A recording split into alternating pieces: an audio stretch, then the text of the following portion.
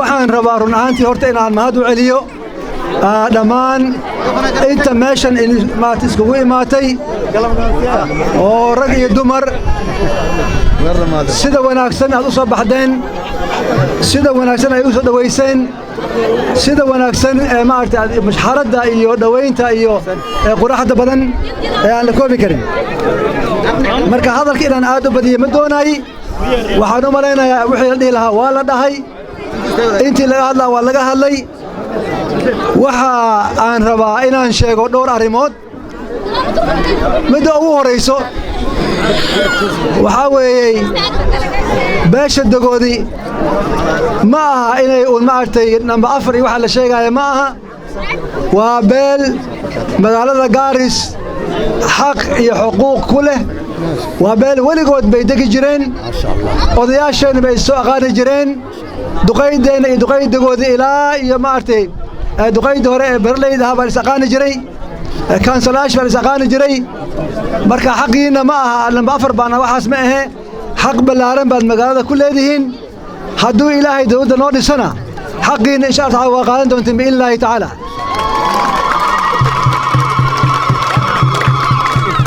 ma aha waxaan aad uga helay hadalkii sheekha ma aha in dagoodii loo qoro nin director ama chief officer oo asaga mishaar qaadanayo oo aan awood lahayn waxa weeyay waxaan soo xasuusanayaa dhowr nin oo dagoodii oo county ka shaqeyn jireen waqtigeygii waxa kamid ah nin la dhaho Sajele yaa garanaya soo ma garanaya waa garanayna Sajele hadda wuxuu cararay maxaa lahaa wajeer buskaade ninkaas goortuu joogi jiray oo anigu ii shaqeyn jiray awood buu lahaa weydiya beerleyda good hala weydiyo haaya macallin Jumcaale weydiya kuwa kale weydiya wuxuu ahaa nin oo markii meeshii uu joogay uu ka muuqday dadkiisana wax buu qaban jiray anigana aad buu garab iigu ahaa laakiin maanta waxa la qori shaqaalaha la qori wasiir baa la qori markaas waxa la mishaar iska qaado adigu ma iska duurka iska aad waxa shaqo miya taa shaqo ma aha waxaan doonaynaa dad shaqeynaya in la qoro oo county uu shaqeeyo oo ummadda uu shaqeeyo anigu waxaan rabaa anaga shaqaan naqaana anigu waxaan naqaano oo lagu soo tababaray oo diinta ayna faraysaa wuxuu yahay in haddii aad mas'uuliyad aad qaado in ummadda loo shaqeeyo aniga kolay isma amaanay laakiin Soomaali waxay dhihi jirtay oo la tiraahdaa balaaye ma fiicno wax aragna Muhammad sallallahu horta wixii dhacay oo nagu dhacay balaaye ma Ilaahay ba qadare 2017 wixii dhacay qadar buu iska ahaa laakiin waxa naga dambeeyay ummad oo aan la yaabnay oo aan la yaabteen Soomaa aaway cisbitaalkii shaqeyn jira aaw nalkii maartay beelka ka shidna biyaha buulageysto biyaha Gaarisa buulageysto hadda waxaan arkay inay dhahan meeshan muunal fadhiyay waxaan arkay inay dhahan Xasan ani waxaan u aqaan Xasan Geesto waagaas waxaan bi Xasan buulageysto Xasan Daahir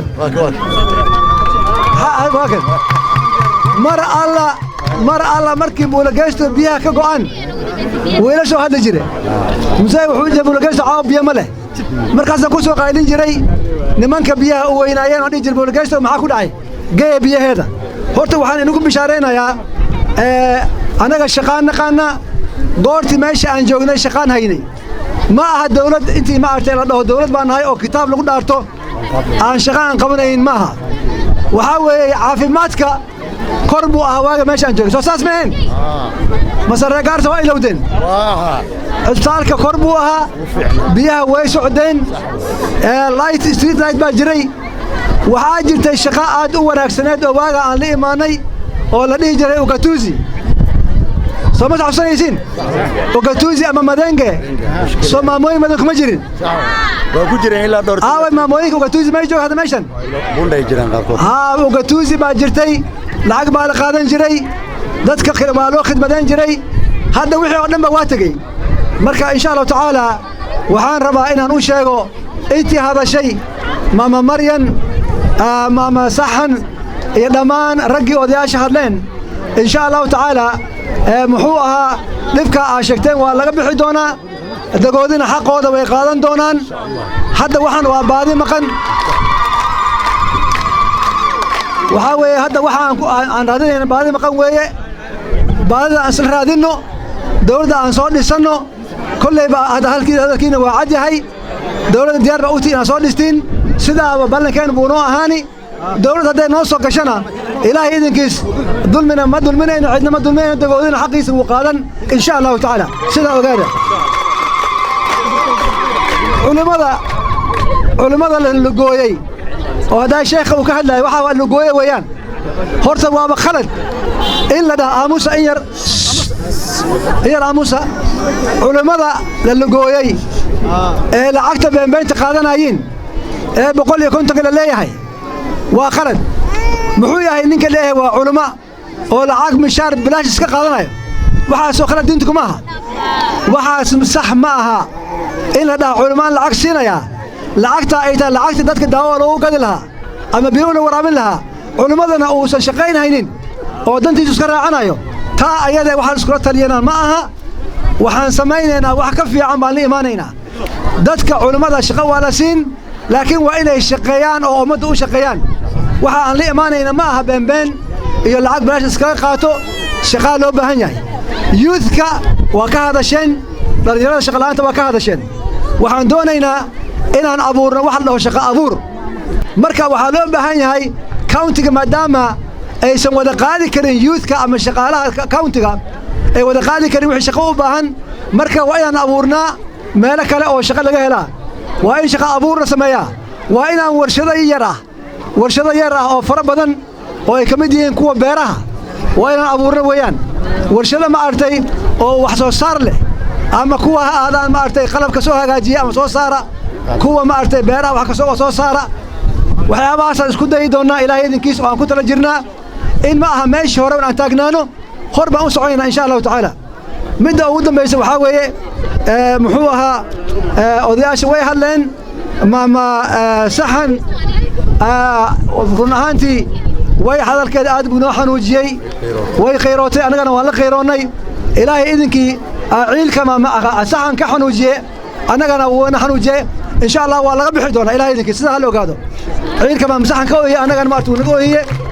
waa laga bixi doonaa tolkay reedigoodiiyo sidaa ogaada khayr badan baa la rajaynayaa biyaha Gaarisa haddaan wax yar aan ku laabto aad ii dhagaysta biyaha Gaarisa sidii hore sheekada ma ahaanayso magaalada way weynaatay hadda magaalada meesha kale oo hadda biyaha ma aragtay laga waraabiyo waa meesha webiga agtiisa weeyaan meesha kale biyaha kama deeqaysa magaalada waxaa kolka ku tala jirnaa inaan 7 meel oo kale in biyaha ma aragtay laga soo pamagareeyo waxaa ka mid ah meel ku toosan buula geystow baa biyaha looga hagaajini warshadii ama meeshii laga soo qaadi lahaa oo dhinacan magaalada ka waraabinayso oo buula geystow ay ka mid tahay taasna horta ogaada insha allahu tacaala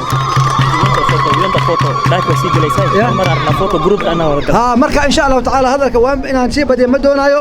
maqrib baa galay marka sidaa ogaada beesha dagoodii tol wanaagsan tol jiraatihidiin walaal jiraatihidiin insha allah dawladda way noo soo noqoni hala soo duceeyo haddii dawladda ay noo soo noqotona khayr badan rajeeya dagoodina xaqiisa wuu qaadan insha allahu tacaala cidda dulmin ma leh sidaa ogaada khayr baa inaga tagaya insha allahu tacaala iyo anigoo aad u faraxsan allah ina barakeeyo insha allahu tacaala waad mahadsantihiin shukran jaziilan waad mahadsantihiin dagoodii